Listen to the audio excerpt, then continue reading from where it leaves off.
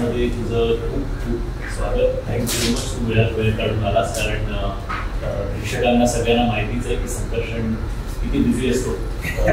त्याच्या वेगवेगळ्या कामांमध्ये तो अर्थात नट तर आहेच, लेखक आहे, निवेदन करतो, तो शो होस्ट करतो, बरंच काय काय करत असतो तो, आणि कविताही करतो सगळ्यात इम्पॉर्टंट म्हणजे. पण त्यातून तो वेळ काढून आज म्हणजे आमच्या ऐकायला त्याबद्दल खूप खूप आभार.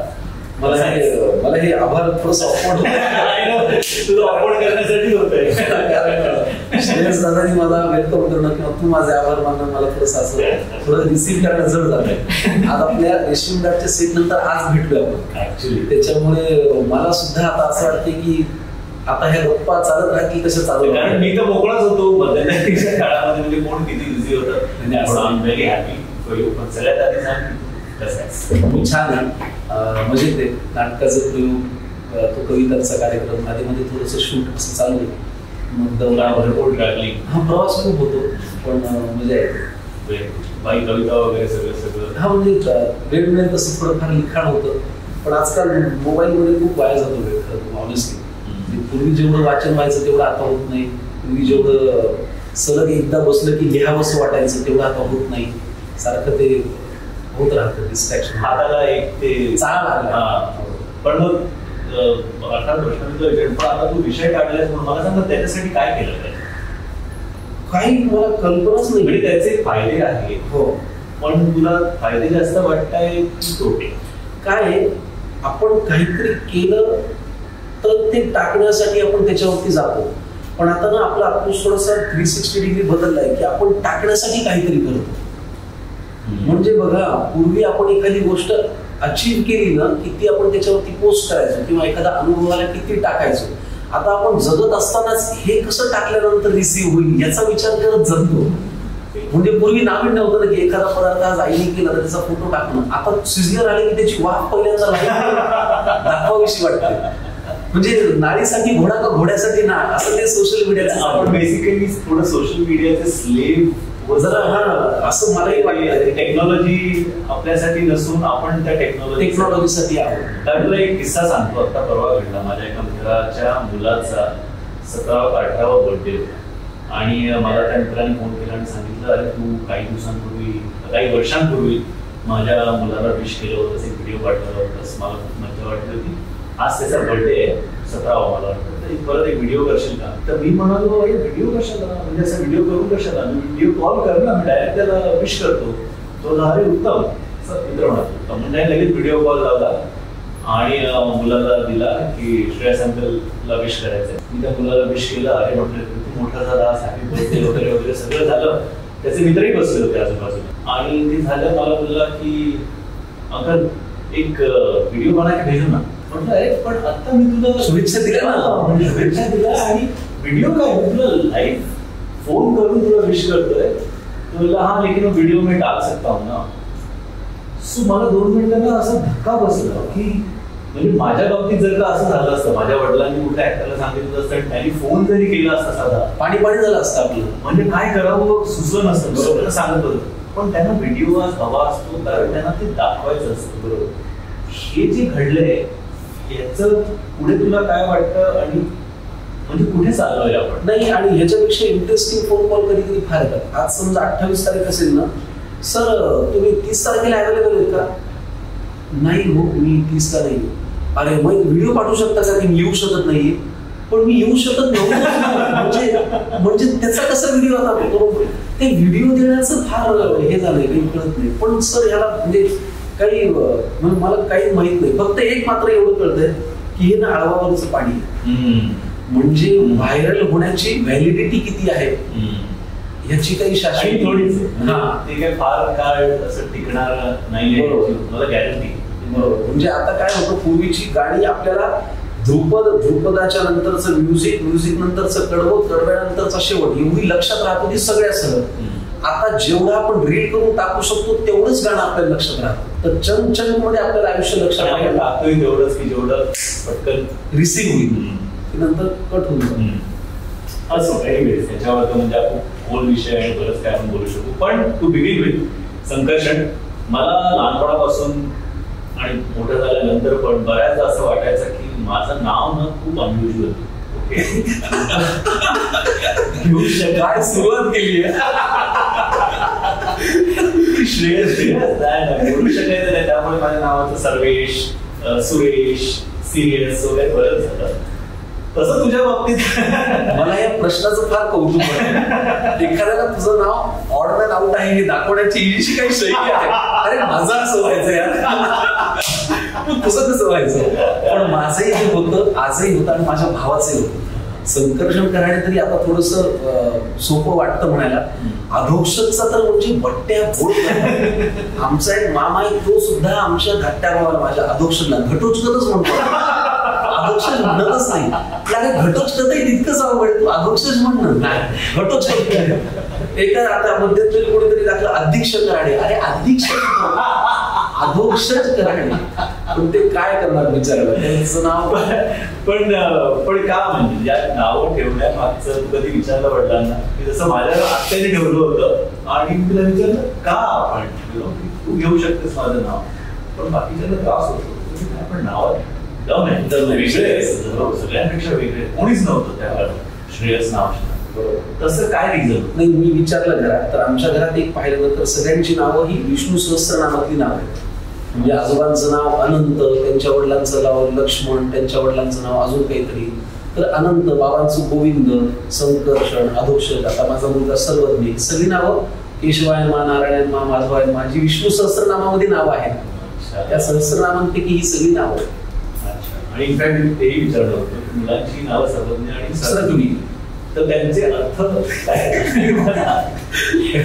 सगळीचा अर्थ विष्णूच्या मस्तकावरची तुळस, तेही नाव विष्णू सहस्त्रनामातलं आहे. आणि सर्वज्ञ सर्वज्ञ म्हणजे असं आहे. म्हणून ते त्या आतापर्यंत तशी ठेवत आलो म्हणून तसं ठेवलं नाही. म्हणजे ऍक्च्युली खूप अनयुज्युअल वेगळी नाव आहे, कठीण आहे विदाउट अ डाऊट, पण अनयुज्युअल आणि खूप वेगळी आणि खूप छान नाव आहे. सो पण नावांवरून शाळेमध्ये असं काही तुझं वेगळं काही करायचं?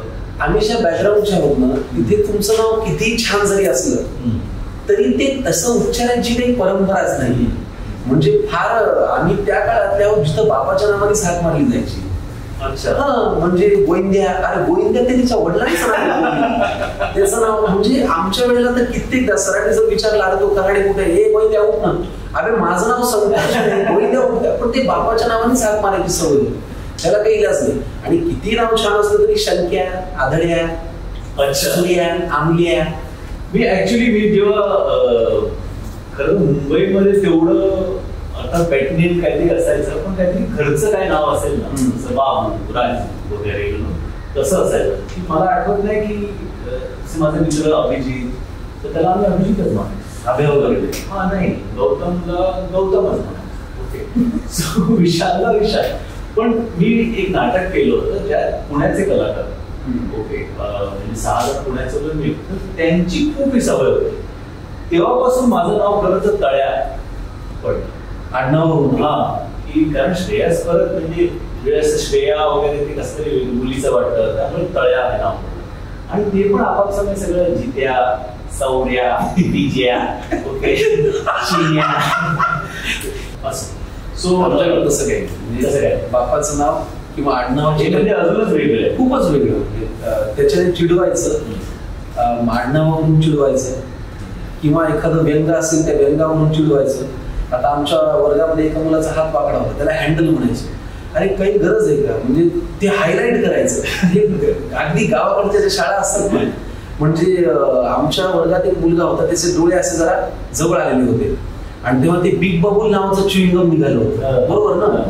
तो चिडला ना की पोरं त्याला बिग बाबूल बांग बिलोरी म्हणायचे. ह्याचा काय संबंध, बिग बाबूल बांग बिलोरी काय संबंध आहे. चीप, जेवढं चीप करून हाक मारता येईल तेवढं त्याला ह्युमिलेट करून. आता हात त्याचा विचारायचा वागण्यात हँडल कशाला म्हणायचं. पण शाळेतले पूर्ण ते व्यंगावरून बोलणे, नावाची पूर्ण काशी करून टाकणे, हे असंच होतं. त्याच्यामुळे मला वाटतं आता बऱ्या प्रमाणात सगळं कमी, आता कमी झालंय. कारण आता काय लोक हर्ट पण लवकर होतात, हर्ट झालेलं सांगतात सुद्धा, किंवा त्याला हर्ट होऊ शकेल ही भावना सुद्धा आजकाल लोकांच्या मनात आहे. त्याच्यामुळे असं व्यंगावरून आता तरी मला माझ्या आत्ताच्या मित्रांमध्ये असं कोण नाही आहे, पण पूर्वी आमची नावं तरी कोणी संकर्षण अधोक्षण अशी घेतली, शंके आलेल्या आहे. पण मला सांग, आपण आता बोलला की आपण सेन्सिटिव्ह झालो काही गोष्टींमध्ये, आपण कधी कधी खूप जास्त ओव्हर सेन्सिटिव्ह झालं असेल? हो, म्हणजे काही टर्कच राहिलं नाही.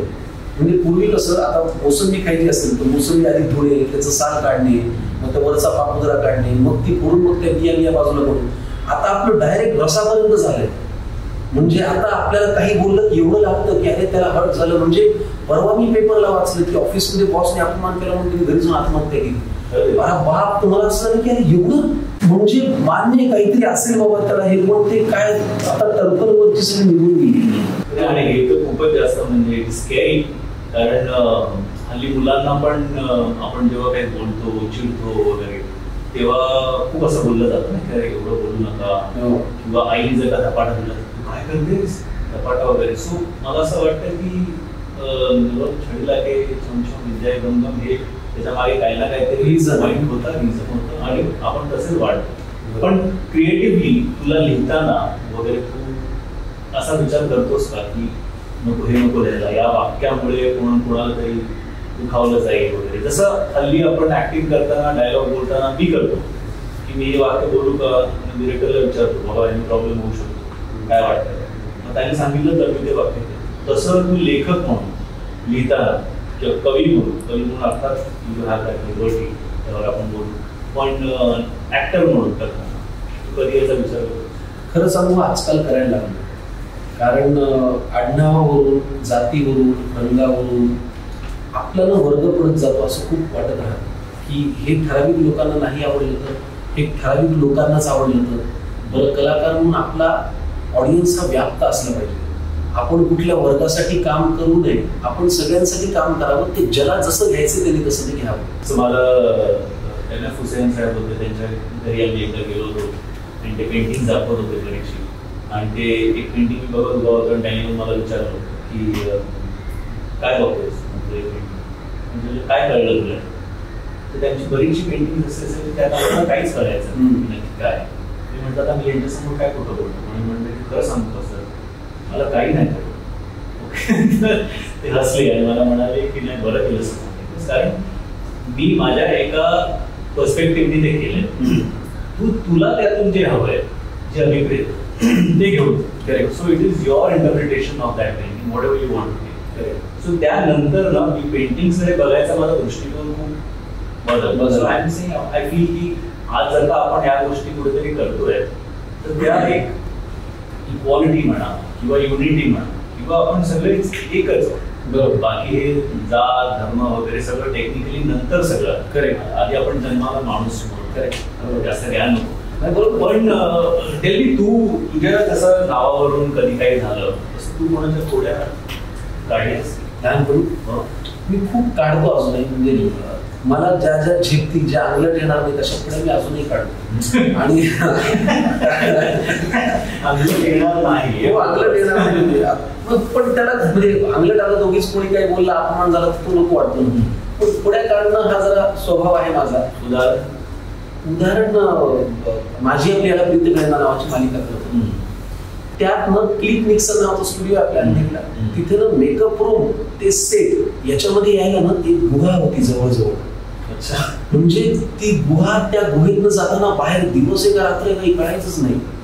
एके दिवशी काय झालं, रात्री 11-11:30 पॅकअप झालं आणि आमचा जो साऊंड रेकॉर्डिस्ट होता दुबईची, तो थोडासा ना गोंधळलेला असतो ना माणूस, तसा होता. मी काय केलं, पॅकअप झाल्या सेट वरून मेकअप रूम मध्ये आलो आणि त्या गुहेतली लाईट बंद करून टाकली. बरं, तो माईक घ्यायला मेकअप रूम मध्ये येणार ह्याची आम्हाला खात्री होती. तो आला कसा तरी चाच पडत, आणि जाताना ना पडल्याचा धडाम धुडूम आवाज. तो ना अंधारात फक्त एवढंच ओरडला, कौन ऐसे चुके लोगों का कास्टिंग करता है.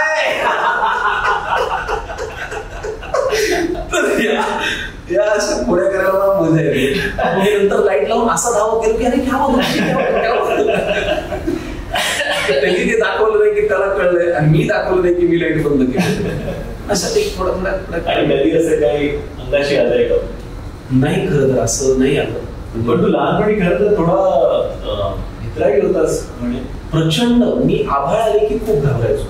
म्हणजे ढग काळे आले की मी एका खोलीत जाऊन पांगोणामध्ये लपून मी घाबरून बसायचो. मला असं वाटायचं की आता काहीतरी वेगळंच होणार. मला ढग गडगडायला लागले की खूप भीती वाटायची. मला बाबांना रात्री यायला उशीर झाला की खूप भीती वाटायची. मी खूप रडायचो. आणि मी अजूनही तसा काही गोष्टींच्या बाबतीत घाबरतच आहे. किंवा कुठे काही भांडणं पाहिली की मी घरात येऊन असं वाटायचं की अरे आपल्यालाच आता येऊन मारून निघून जातील. काय माहित नाही, खूप घाबरत होतो लहानपणी. आता नाही, आता तेवढा नाहीये. वेगळ्या गोष्टींच्या बाबतीत त्याच्या काही पुढे आपल्याला अपमान करू नये, आपल्या इमेजला काही धक्का लागू नये, तेवढं जपून राहावं. पण लहानपणी तुला उन्हाचा वगैरे पण खूप त्रास व्हायचा. घोळाला फुटायचं माझं. म्हणजे ऊन असा आता परभणीत तापमान 42, 43, 44. बरं काय म्हणायला सगळे लग्न त्या उन्हाळ्यातच. तेव्हा लग्न म्हणजे सगळे उन्हाळ्यात. कुणाच्याही लग्नाची पत्रिका आली, तारीख काय 27 एप्रिल. अरे बापरे बाप, तापमान 44. बरं त्याच्यात काय आहे, आता तरी मंगल कार्यालय एसी निघाली आहे. ते कूलर बिलर वाळ्याचं, त्याच्यातून ते तुषार अंगावर येत आहे, ते सगळं आता. आमच्या वेळेस म्हणजे आम्ही लहान असताना लग्न शाळेत लागायचं ना. यांचं लग्न कुठल्या तरी नूतन शाळेत आहे, यांचं लग्न बालविद्या मंदिरमध्ये, आणि त्या सगळ्या शाळा पत्र्याच्या. मरणाचा घाम. बरं आलेले 1000-1200 लोक. बरं आतासारखं आता आपण जरा हायजीन वगैरे. तेव्हा मठ्ठा बिठ्ठा म्हणजे कशा मठ्ठा होता, रांजणामध्ये ते बर्फ टाकलेला, त्याच्यात ताक बदबद बाटल्याने ओतायचं आणि ते पेराने काढलेला हे मठ्ठा. काही वेगळंच होतं ना सगळं. ह्या उन्हाताना जेव्हा लग्न म्हणजे अटेंड करायला मी जायचो, माझ्या नाकातून अक्षरशः रक्ताचे गोळे पडायचे. बापरे. ते घोळाना फुटणं जे काही होतं, मग मला उलट लटकवलं जायचं. मग कांदा फुटून तो रस कानामध्ये पिळा, तळ पायाला लावा. मग ते तरी नाही थांबलं तर गोळा धरून डॉक्टरकडे न्या. मग डॉक्टर म्हणायचे याला उष्णतेचा त्रास आहे. मी इतका घाबरायचो त्या गोष्टीला की नंतर मी अनेक वर्ष असं नाकातून हे करायचो आणि लाईट लावून बघायचो रक्त आहे का. रक्त दिसलं तर मी एवढा घाबरायचो की त्याची भीती मला आजही. कोणाच्या असं नाकातून वगैरे रक्त आलं ना की मला असं वाटतं याला पटकन बाबा तुला एवढा प्रवास वगैरे करतो, शूट्स करतो, प्रयोग वगैरे असतात, आता तेवढा तसा नाही. आता काय बेसिक काळजी घ्यायला मी थोडं शिकलोय. मी कैलास जीवनची एक बाटली सोबत ठेवतो. काय करणार ना मग ते तळ पायाला लाव, डोळ्याला लाव, तळ हाताला लाव. मग थोडस सॅलड जास्त खाण्याचा प्रयत्न करतो, पाणी खूप पितो. दुसरं काय म्हणजे आपल्याकडे उपाय तरी काय करणार आपण करून, याला काही पर्याय नाही. मग अगदी नाटकाच्या बसमधून दुपारचा प्रवास असेल तर कानात कापसाचे गोळे तरी घालतो. या बेसिक काळजी घेण्याचा मी प्रयत्न करतो. जे आपल्याला घरगुती सांगतात ना, तळ पायला कांदा लाव, कैलास जीवन लाव. त्या कैलास जीवनची एकदा वेगळीच भानगड झाली. मी नाशिकला आमचा दुपारी प्रयोग होता, मी उन्हातानाच गेलो. रात्री तिथे मुक्काम होता. म्हणलं आता दुपारी उष्णता झाली असेल, पायाला तळ कैलास जीवन लावावं. ते लावलं, त्याच्यावर पाय एवढे चोपडे झाले की मी बाथरूम मध्ये पडलो. म्हणलं अरे उष्णता राहिली बाजूला, वेगळं काहीतरी लपत होईल. तेव्हापासून मी आता ती एक काळजी घेतली. कैलास जीवन लावल्यानंतर मग बाथरूमला उठायचं नाही. तर मला सांग, तू एका मला वाटतं इंटरव्ह्यू मध्ये कुठेतरी म्हणाला होतास की आपण मोठे होऊन काय होणार हे याचं कुठेतरी आपण बालपणामध्ये ज्या काही आपण चाळे करतो, गोष्टी करतो, त्याचं कुठेतरी ते एक बीज रुजलेलं असतं. तर तुझ्या बाबतीत, कारण तू आता आज नट आहेस, लेखक आहेस, कवी आहेस, निवेदक आहेस, तर तू असं लहानपणी काय करत होतास की जेणेकरून आज तुला. मला वाटतं ऑब्झर्वेशन. मला पहिल्यापासून लोक पाहायला खूप आवडतं. हा कसा वागतोय, हा कसा बोलतोय, मग बोलताना याचा हात कुठे, नकला करणे, मग ह्याची जीभ कशी होते, याचा हात कसा होतो, याचे डोळे कसे. मला नकला करायला खूप आवडायचं. ते ऑब्झर्वेशन कदाचित केल्यामुळे मग आता उदाहरणार्थ बरं का, मला एक का वाटतं माहितीये का, आता नागराज सरांचा जेव्हा फॅन्ट्री आला किंवा सैराट आला, या सिनेमामधून त्यांनी जे विश्व पाहिलंय बरं का, त्याच्याविषयी त्यांनी त्या फ्रेम्स मधून काहीतरी सांगितलं होतं. बरोबर ना. त्यांच्या ऑब्झर्वेशन मधून त्यांनी काहीतरी मांडलं होतं. तर मला नेहमी असं वाटतं की कुठल्याही कलाकाराची कलाकृती आहे, त्यांनी काहीतरी आतापर्यंत पाहिलेल्या प्रवासाच्या ऑब्झर्वेशन मधला अर्थ असतो. मला जर मांडता नीट येत असेल कवितेच्या माध्यमातून, निवेदनाच्या माध्यमातून, तर ज्या विषयावरती मी मांडतोय ना, तो विषय भोवताली घडत असताना मी नीट पाहिलाय, मी नीट ऐकलाय, मी नीट ऑब्झर्व केलाय. मी जर माणसांच्या बाबतीत इमोशनल असेल तर मी आतापर्यंत माझ्या आयुष्यात आलेल्या माणसांना मी इमोशनली अनुभवलंय, रिसीव्ह केलंय, जगलोय, तर त्यांच्याविषयी सांगता येईल. पण तू आधी स्वतःला लेखक म्हणवशील की नट म्हणवशील? नाही, मला खरं तर अभिनेता ही माझी पहिली हे वाटते. कारण मला मुळात व्हायचं होतं अभिनेताच, आणि मला आजही मला अभिनय करायला जास्त आवडतं. म्हणजे कारण काय, तिथे सुरुवात झाली, आमचे बाबा नाटकात काम करायचं, बँकेत काम करून. म्हणजे तुला आठवत असेल तर मी जेव्हा शाळेत जायचो तेव्हा माझ्या बाबांनी तुझ्याबरोबर एका सिनेमात काम केलंय. म्हणजे त्याला सांगायचं की मी खूप मोठा आहे. नाही असं नाही, असं नाही. गमतीचा भाग वेगळा, पण येस झुळूक नावाचा पिक्चर केला. तेव्हा तर मी इंडस्ट्रीमध्ये मला माहितीच नव्हतं. तर आमच्या बाबांनी एवढी ती हाऊस, बाबांकडे बघून असं वाटायचं की यार ऍक्टिंग करायला पाहिजे. कारण त्यांनी माझ्या लहानपणी एक इन्स्पेक्टरचा रोल केला होता नाटकात. ते लेफ्टी एक अशी डाव्या हातात स्टिक वगैरे घेऊन यायचे, आवाज वगैरे. मला असं वाटायचं यार हा काय रुबाब आहे. एका नाटकात त्यांनी डॉक्टरचं काम केलं होतं. तर मला सुद्धा हे खूप इंटरेस्टिंग आहे, हे पाहायला पाहिजे, हे करता आलं पाहिजे. म्हणून बाबांमुळे मला पहिल्यांदा अभिनय करावाच वाटला. आणि मग लेखन ते माहित नाही, ते मी मागे एकदा बोललो होतो की सहज पडलं दंडवत घडलं. की ऑब्झर्व करायची जी आवड आहे ना, ती आवड. युजली असं म्हटलं जातं की लेखक जो आहे तो त्याचा जो परिसर आहे किंवा आजूबाजूचे लोक आहेत त्यांच्याकडे त्याचा बघायचा दृष्टिकोनच वेगळा असतो, आणि त्याला ते सगळं दिसतं ते बाकी कोणाला दिसत नाही, आणि तो मग त्याच्या लेखनात या सगळ्या गोष्टी. मला अजून वरती असं मला वाटतं की दिसतं सगळ्यांनाच सगळं, पण मला ते मांडावंसं वाटतं. म्हणजे चांगल्या शब्दात मांडता येईल.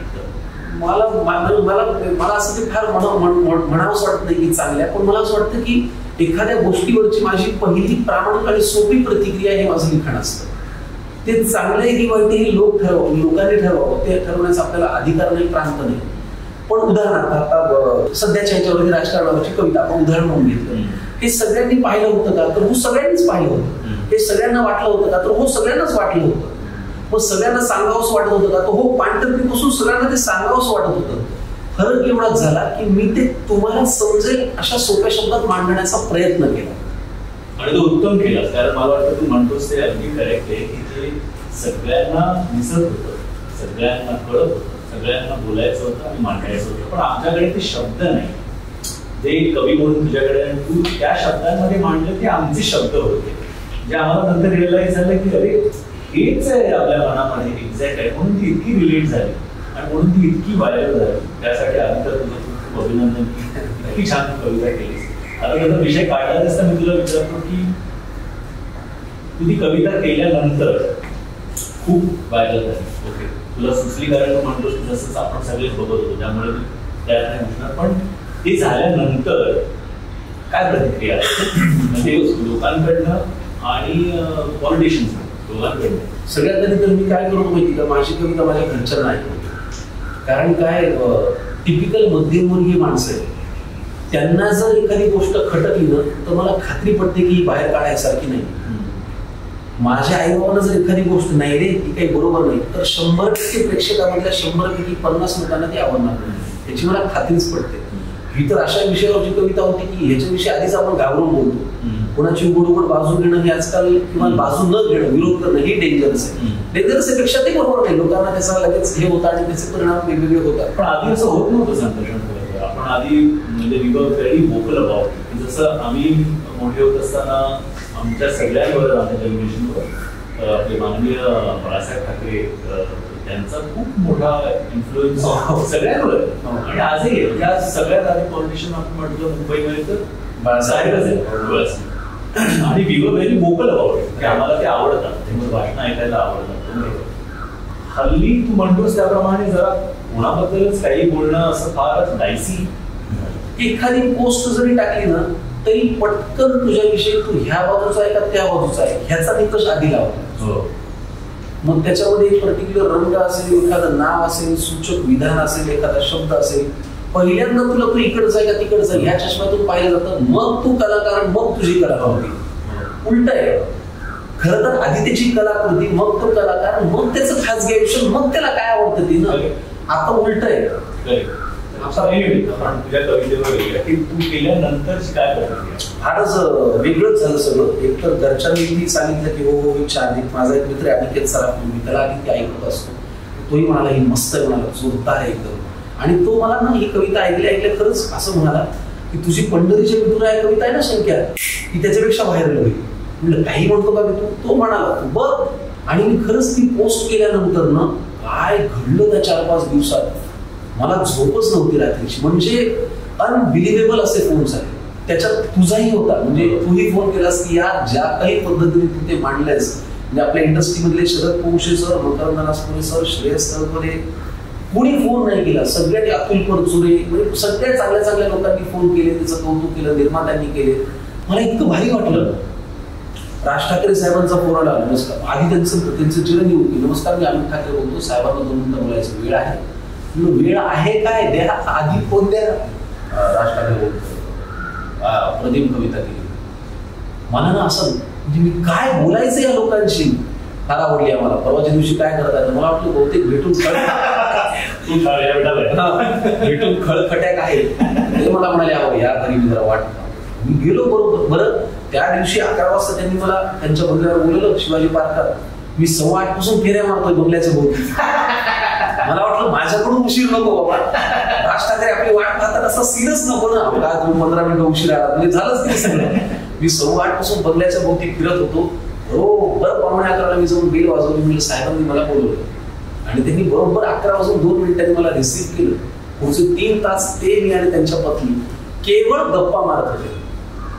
कसं असतं, घरी कोण असतं, मग नाटकांचं काय, सिनेमांचं काय, पूर्वी हे होतं, आता राजकारणात हे आहे, मग भाजपचा विषय, काँग्रेसचा विषय, राष्ट्र, सगळ्यांविषयी ते छान बोलत होते. टीका काहीही नाही, ते छान बोलत होते, व्यक्त होत होते, गप्पा मारत होते आणि महत्वाचं म्हणजे ऐकत होते की हा तरुण कलाकार मुलगा काय म्हणतोय ते ऐकत होते. आणि मला वाटतं it's a very positive sign. कारण आपण या सगळ्या लिडर्सना बघून मोठे झालो. करेक्ट. यांचा एस्पेशली बाळासाहेब असताना बाळासाहेब ज्या पद्धतीने त्यांचा सेन्स ऑफ ह्युमर होता आणि ते ज्या पद्धतीने विनोद करायचे आणि तो जसा रिसीव्ह केला जायचा, कुठेतरी असं वाटायला लागलं होतं की सगळं आता म्हणजे मिस होत आहे, ते सगळं घटत चाललंय. पण मी खरं सांगू, मी अजूनही पक्षांच्या कॅटेगरीमध्ये न टाकता मला आवडणाऱ्या नेत्यांची भाषणं ऐकतो. मला उत्तम बोलणारी माणसं आवडतातच, ज्या मग तो कुठल्याही पक्षाचा असू द्या. मला उत्तम बोलणारे वक्ते फार आवडतात. कारण त्या माणसाची ती कला यार ती बघितली पाहिजे ना. एखादी गोष्ट ठीक आहे, सभेमध्ये काहीतरी आता हे खोटं आपल्याला माहित नसतं, पण ते सांगण्याची सुद्धा एक पद्धत आहे ना. मला उत्तम ओरिएटर्स फार मलाही आवडतं है ना.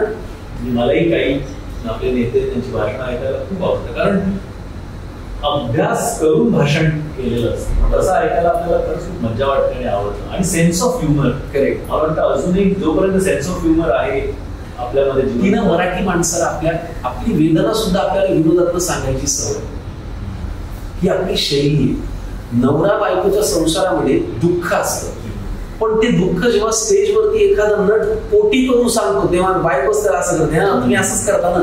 ही खरं तर त्रास आहे ना, पण तरी सुद्धा वेदनेतनं किंवा विनोदातनं आलेली वेदना ही आपल्याला ऐकायची सवय आहे. अटल बिहारी साहेब म्हणजे अटल बिहारी वाजपेयी जेव्हा संसदेत भाषण करायचे ना, माझ्यावर विश्वास ठेव, माझे आजोबा आडवे पडलेले असताना असे उठायचे, म्हणे माझी काळी टोपी आण बरं. म्हणायचो का नाही, अटलजी बोलताय का, तर भारताचा पंतप्रधान संसदेत बोलतोय म्हणून मी घरात काळी टोपी घातली पाहिजे, ही त्यांची धारणा. याला तू काय करशील? तर ह्या सेन्सिटिव्हिटीने आता आपण त्या लोकांकडे त्यांचा अभ्यास म्हणून पाहतो का? तर नाही. आता म्हणजे काहीही बोलायचं आणि कुठेही काही चिकटवायचं. अनफॉर्च्युनेट.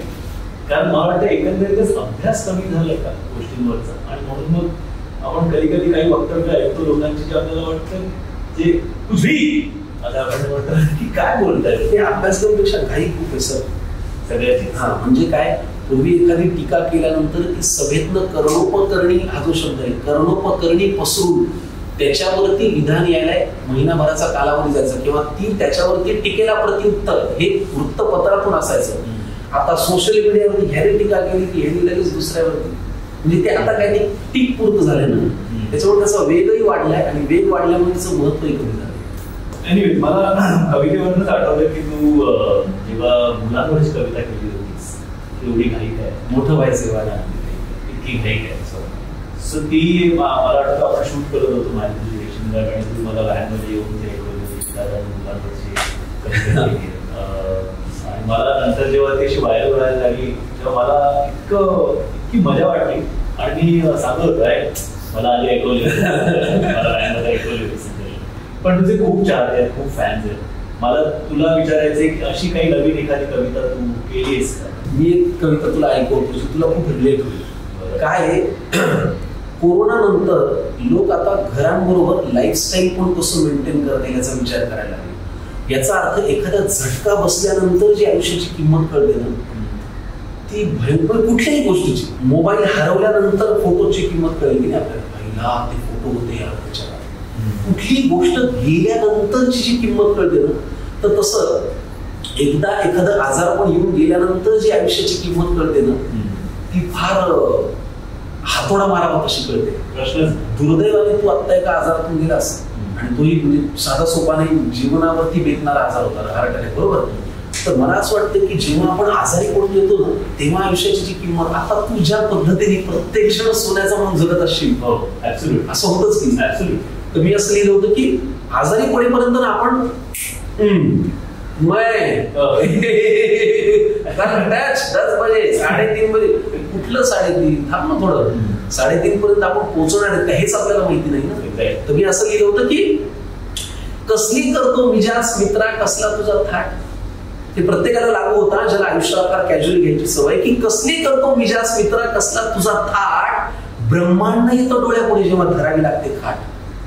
4 भिंतींशी होते यारी पंखा होतो दोस्त, जरा काळजी घेतली असती हे सुई टोचलं की सुचत. बगे येतात बघून जातात, फळांचा ढीग रचून जातात, सल्ल्यांचा पाठ तर 4 वेळा स्वतः शिवून आलेले वाचून जातात.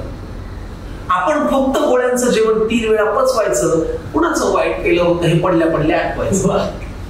आपण फक्त गोळ्यांचं जेवण 3 वेळा पचवायचं, कुणाचं वाईट केलं होतं हे पडल्या पडल्या आठवायचं. हाच काय तो काळ जेव्हा उत्तर मिळतं खरं, सगळं कबूल करतो देवा पण वाटू दे आता बरं. असेल झोळीत पुण्य आहे तर डॉक्टर म्हणतात अभिनंदन, असेल झोळीत पुण्य आहे तर डॉक्टर म्हणतात अभिनंदन, नसेल तर तोंडात तुळस पांडोक्याखाली चंदन.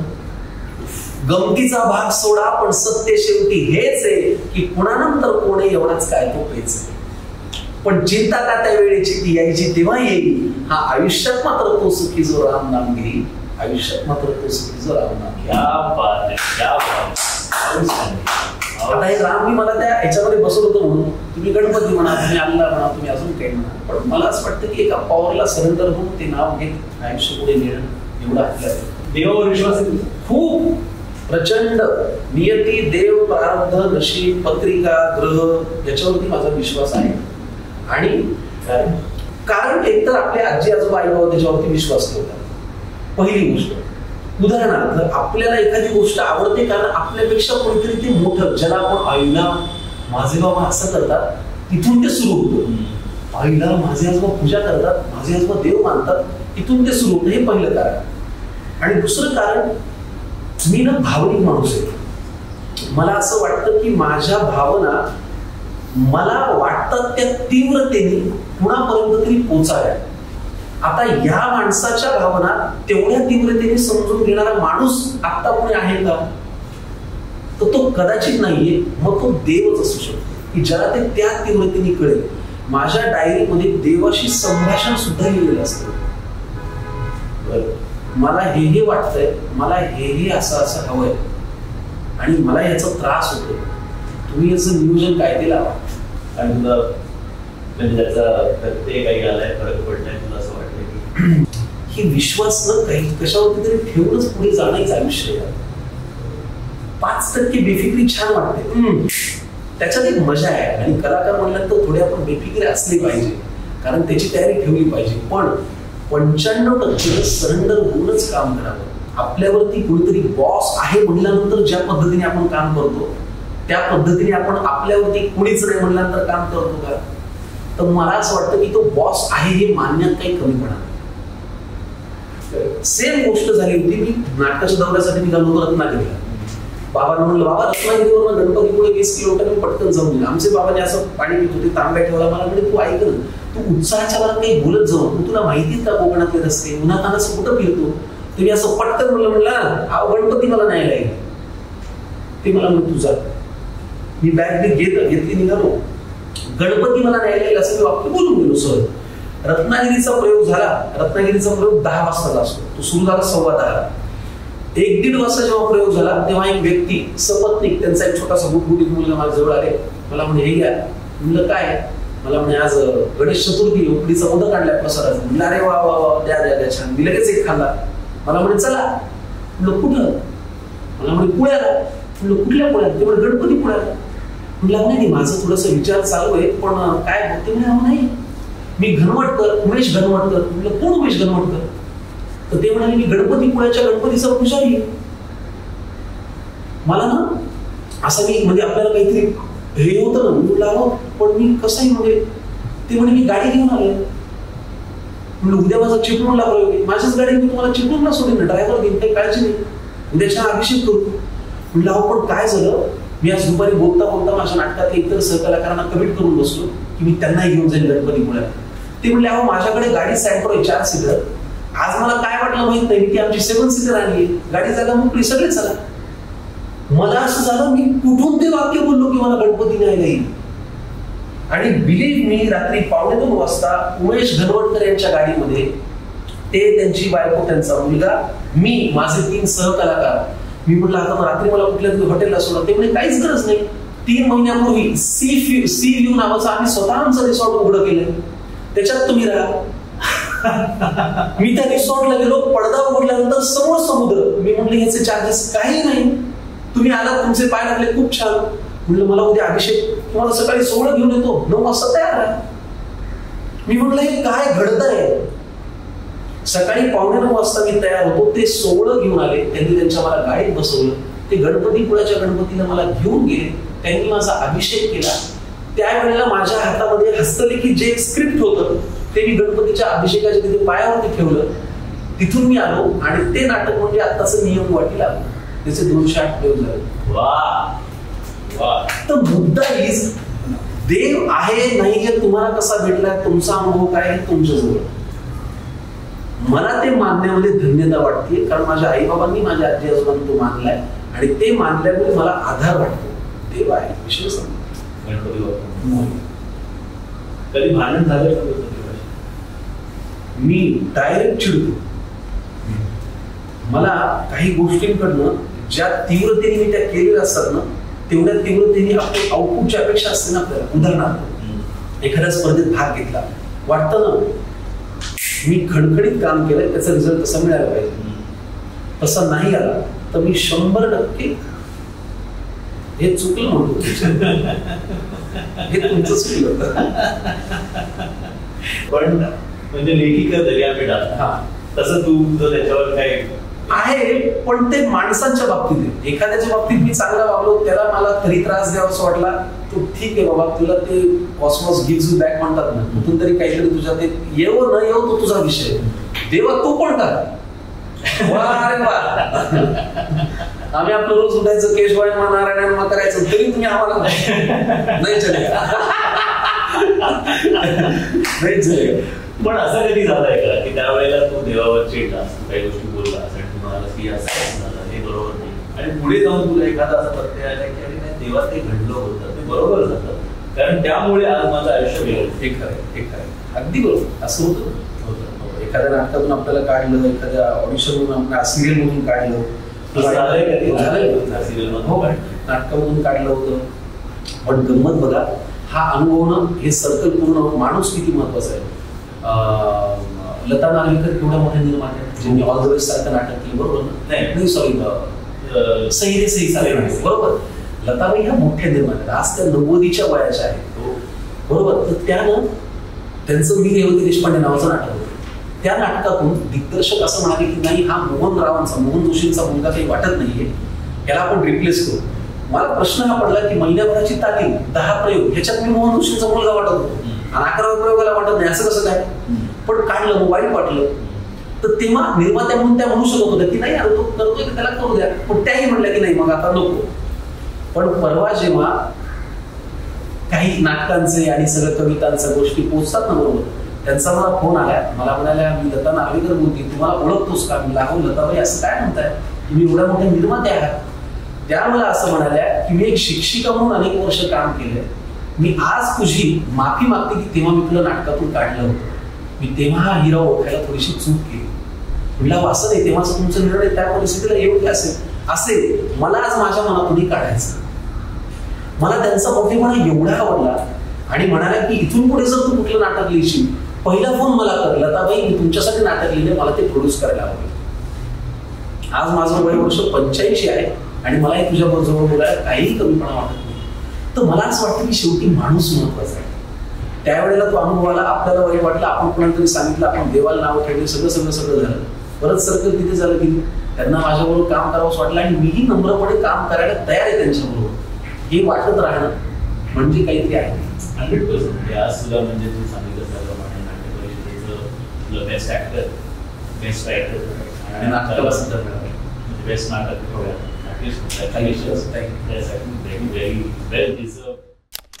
तर दामले सरांनी गाणं सुरू केलं आणि चिठ्ठी दिसली नाही.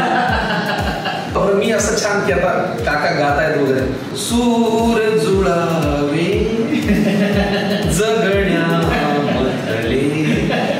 मग मला कळलं की ही चिठ्ठी नाहीये. पण मी म्हटलं मी जाऊ कुठे आता.